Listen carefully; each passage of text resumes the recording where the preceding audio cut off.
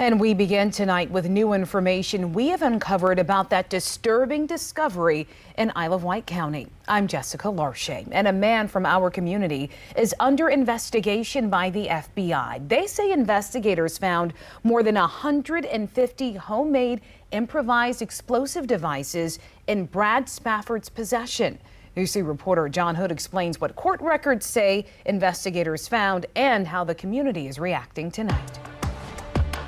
Neighbors and those working here off of Foursquare Road in Smithfield tell me back in December, they can remember hearing multiple booms coming from a property just down the road. But what they didn't know was, according to court documents, those booms were a part of the FBI's largest seizure of explosive devices in history.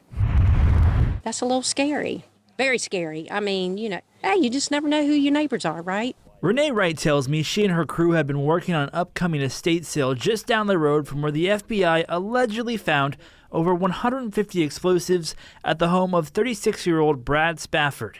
Wright says she can remember leaving the night on December 17th to find law enforcement vehicles flooding the road. Really foggy that night, and when I got down around the curve, still lights, but a whole lot more when I got up there.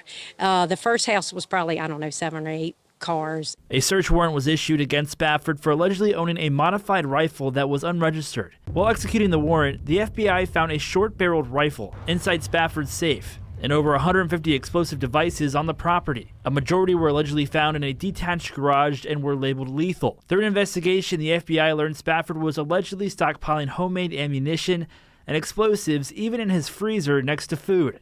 A majority of the pipe bombs had to be detonated on site because of how unstable they were. And it was all day long, all day long. While Spafford is only facing one weapons violation charge for the rifle, prosecutors say he could face other charges for having unregistered destructive devices. Spafford is out on bond and is in custody of a family member. Part of his bond is also requiring him to wear an electronic monitoring system. In Smithfield, I'm John Hood, News 3.